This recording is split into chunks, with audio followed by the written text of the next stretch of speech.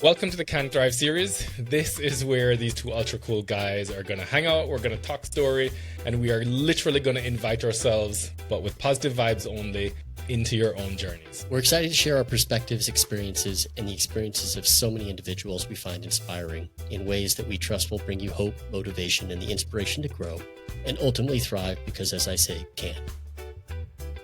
Jason is my coach, a cool Jamaican now living on the island of Kauai. He has launched a coaching platform that blends a scientific approach, drawing from his PhD and background as a former biomedical researcher and medical communications consultant. Jason's now a highly regarded fitness specialist and coach. He focuses on tapping into his clients' sense of strength as they physically and mentally transform and thrive. Yeah, it's true. I am Andy's coach. This guy is an entrepreneur. He's the founder of a local Kauai apparel brand known as Can, which is really rooted in the principles of positive psychology. He's also a dedicated nonprofit fundraiser with a background as an elite endurance athlete and somebody who cherishes all the endorphins that are downstream of really challenging physical activities, usually very, very cardio focused. But he's super committed to continually improving in all aspects of his life, and more importantly, in helping others to discover their own spirit of Can. All right, guys, welcome back to the Can Thrive series. This episode sort of takes us right to the core of Can, and the concept of thriving, right? We're tackling really the excitement, the challenge, the potential avoidance that sometimes we experience when we're starting out doing something, or just something that we want to just get after, just go for it. And the message here is there is literally nothing that you cannot accomplish if, number one, you take the first step, and then number two, you commit to taking consistent steps after that first step. All right. I know for myself, and I know for so many people out there, maybe this sort of resonates with you as well. Deciding what that first step is can be sort of paralyzing. You allow that, well, what should I do to keep you stuck, right? And just, preventing you from actually taking that step. For me, sometimes it's just a complete fear of the unknown. What am I going to do? What if I fail? What if it is, exponentially harder than I think it's going to be? Or, what if I just hate the thing that I'm stepping into? And then very commonly, what if it costs way more? Whether that's, money, whether that's socially relationships, whether that's time, which some days I just don't even know why 24 hours is our limit. Or what if it takes more effort and more energy than I want to contribute? That negative what if can be, so paralyzing. But sometimes the positive what ifs can be just as paralyzing. That sounds crazy, but you might have experienced being held back by, well, what if, I take a step in this direction and it's awesome. I love it. It's easier than I thought. It's great. It's a wonderful experience. I definitely want to go after blah, blah, blah, this direction. Well, on the flip side, maybe you're held back because there are things that you feel you'll have to give up in order to keep going in this new direction based on what you've started. So, both the negative what ifs and some of the positive what ifs that have a negative reverse to them can just sort of feel like, okay, they're holding you back. But really, there's nothing that you cannot do if you take that first step and then followed up with consistent second and third and fourths. Andy, what do you think? You are the expert of Can. Well, I think I invented it. Well, I think I came up with it as a massive crutch. As I have always leveraged keywords, and that's kind of how the brand kind of got started. In a way, it was a motivational tool for myself and for my staff when I was doing fundraising at the hospital. But prior to that, I used keywords to I know where this is going. The hilarious story of salmon. Yeah. Nobody else. So, our viewers or listeners don't know. Go for it.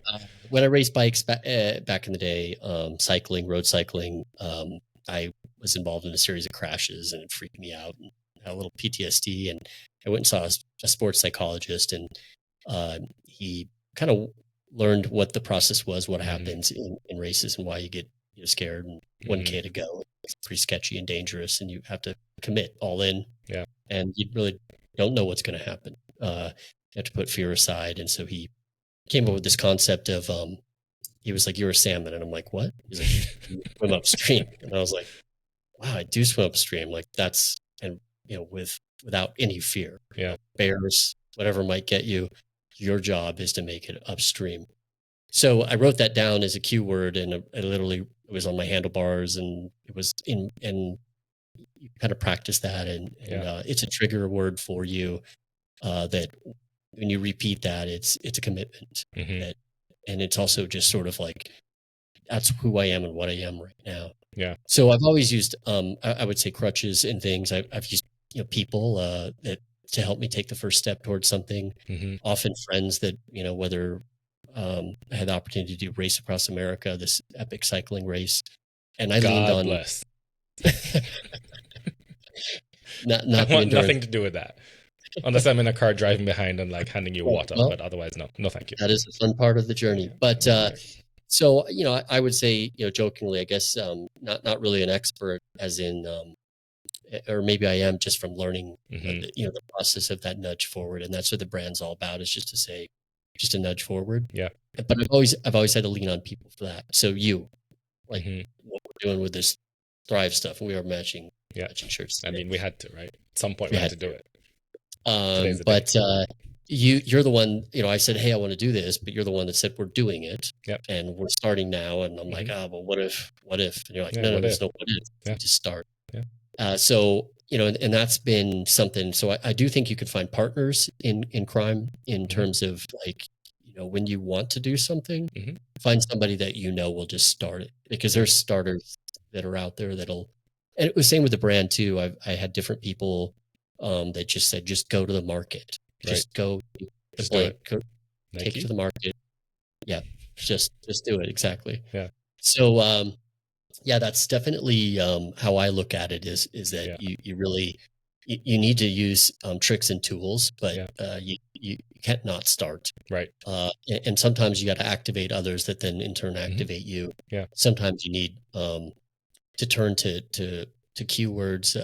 I leverage that concept for a really, really long time. Anytime I need to start something, because I remembered I had confidence in the outcomes that I had. So you might remember something that you committed to and did, and were successful at it, and tie a word to it, tie a concept to it, tie a color to it, whatever you got to do, and then begin again.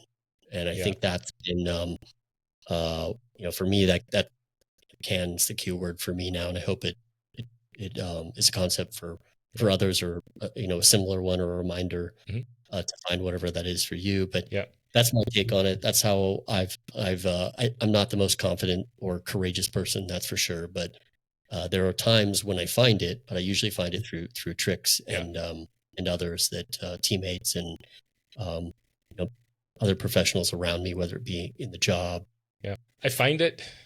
I'm going to use the word serendipitous, but really I believe more in the word synchronicity. That a former client of mine even texted me today, literally something that they heard relating to, if you're finding yourself avoiding starting something, maybe it means the first step is too big and you just scale back and take a smaller step. You said hell no? Exactly, right? So, I mean, really my response to that was yes, maybe the first step that you're looking at is too large of a leap for where you are right now. Maybe a smaller bite is what you're wanting, Sure. But it could be so many other things. I mean, going back to our episode that sort of addressed the concept of resistance, I think one thing that is, beneficial for all of us in that situation is pausing and reflecting on, okay, well, why does this feel like too large of a leap? Is it because I'm doubtful of my capabilities and capacities? Is it that I don't have an opportunity or resources or skill? Is there something missing that I can then go after, bring to the equation and move forward? Or is it something else, right? And it may just be, yes, it's too large of a leap at the moment, and you scale back and you take the first step. What I think is powerful about, that reflection or that examination and then taking the first step is, I think we all share this as humans, that having done something, even the smallest step in a particular direction, it changes us, right? It tends to lead to another. It's like stepping into the gym on a day where you just don't feel like going. Yeah. I am yet to hear an example where someone who didn't feel like going to the gym, sorry, I have to bring it back to fitness, steps into the gym and then walks immediately out without doing anything. Usually what happens is you step in, you didn't feel like it, you step in, you do the first set, the first exercise, and you kind of just keep going. And then by the time you're done, number one, you feel better. Number two, you're like, well, why was I, even hesitant in the first place? I had at least a reasonable workout, if not a great workout. So the idea is the first step leads to another, almost always, right? I love that. That's so true. Especially exercise. I think it's the perfect example because you get those feel good endorphins pretty quickly, and so you're not going to turn around. Yeah, before you know it, you have momentum. Yeah, I like that a lot. That concept is spot on. Especially, it's a good exercise to tie that into other things you do in life because, and sometimes it's the space you're in. You got to leave the house, or you just got to get to the place where the thing is going to occur, and then don't worry about how it'll go or what the outcome will be. You just got to be there. And you and I were just sort of, behind the scenes having just a general talk story chat about things. And, we were just talking about just setting your direction, having something in mind that you want to accomplish, orienting your mind and your action toward that outcome and worrying less about the how. The how will sort of come along as you set your intention and start taking steps. So literally that first step. And along the way, opportunity presents itself. Along the way, you learn. Along the way, you grow. Along the way, you have interesting experiences. You meet people that are able to lend a helping hand in some way. And I like to think, and I think this is going to sort of resonate with you and sort of your vision for yourself and the Can Period brand. But, along the way, you have the opportunity to impact other people's lives for the better, right? And as in part of that process, not only do you change as a person, but you help to change others. And I agree. No, what could be more valuable? No, it's my favorite part about being involved in it. I'm by far not very good at business or any of this, but I enjoy the. I'm gonna put on my coaching hat and challenge you right there. Whatever statement you just made, we're just going to qualify it with the word "yet." Okay. Yes. But bottom line is, the crutches, I don't care because I really enjoy the one email I get from somebody. Yeah. I love being partnered with Kaylee E, aka Hawaiian. There's a guy that doesn't like. He's always taking the first step. Oh my God, he's a first step expert. All in. Like a guy all in. Yeah. And so I love the concepts of being around people like that, and I love the experiences and so it's a law of attraction kind of concept. So it's fun because I'm not that guy. So what it's done for me is attract more people into my life that are like you and like others that will just take the first step. Yeah. You just started flying planes. I think that's pretty incredible to way to throw me under the bus and get a commitment out there into the world. I'm gonna delete that from edit. We'll edit. We'll edit that out. But that's a huge step, right? Yeah. Like of something that you were worried about or fearful or whatever. But I love the idea of it, and again, I literally have to lean on others to see things manifest. Yeah, and I think like I said, so intrinsic strengths, values, and then the external environment. What in your environment can help you to move forward? So there's no how do I want to put it? Shame in or stigma associated with using the people around you who want to support you, who want the best for you, and can provide a helping hand for you to take a first step or a second or a third in a particular direction that you want to go in.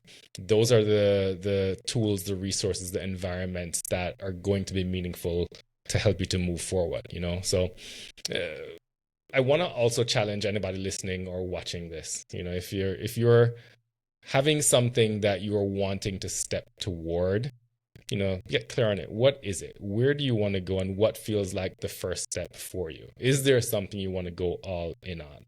And then before, you allow sort of the can't mindset, the doubt, the fear, the negativity to creep in and sort of take hold and, literally resistance rearing its head and paralyzing you, pause and think about what are all the positive what if questions you could ask. What if this, insert something super awesome in the space there? And let your mind wander and marinate on that positive what if, because on the other side of that process is a little bit more intrinsic motivation, a little bit more excitement to take that step and to move forward. And, if you need to, or if you want to, lean on someone else or leverage something in your environment to make that happen, then go for it. It's there for a reason. Yeah, I agree. I think it's a collaborative team effort often, and so you got to have those people around you and steal from their inspiration and their ideas, and don't feel threatened by it. Don't think. I mean, social media is painful, right? Because it looks like everybody on there is taking the first step, but they're not. They're not showing you. They're filming a first step. They're filming. They edited a first step exactly after all the the missteps or those steps. But, exactly.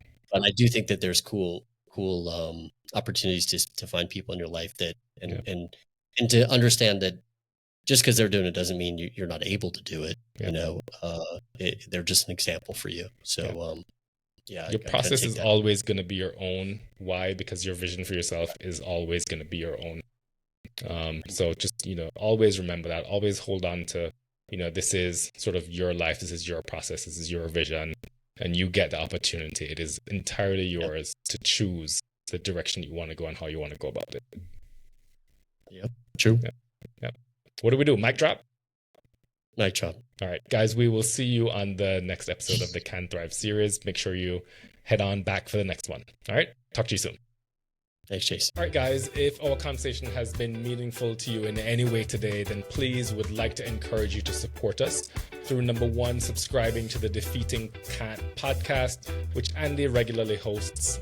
Of course, following the Spirit of Can on Instagram, and definitely go ahead and pick up a piece of Can merch from any of the retail outlets like Deja Vu Surf here on Kauai, or head online to thespiritofcan.com. We'll keep those links here below. And be sure to follow Jason on LinkedIn and Instagram accounts and reach out to him by DM with any fitness, lifestyle, or well-being and performance-related questions you have. He'd love to learn more about you as he has with me and support your continued growth and well-being through coaching. All right, guys, super important to keep in mind the context of all our conversations here in this series. And I am a certified health and well-being coach. I'm a personal trainer. I'm a fitness nutrition specialist. But at the end of the day, I am not a physician. I am not a therapist. I'm not a registered dietitian. So it's really important to keep that in mind and consult with your preferred healthcare provider, whether that be a medical doctor or a therapist, to ensure that your particular needs are being met specifically by a trained professional. And just as Jason mentioned, the discussions and concepts discussed in this podcast are for informational purposes only. If the can't in your mind ever becomes too much, we encourage you to consult with a professional. As I've always said, can't ask for help. Remember this sticker? You've probably seen it in an order or out in the world. We've given away thousands of these, as it's so important that we want you to reach out when you need it.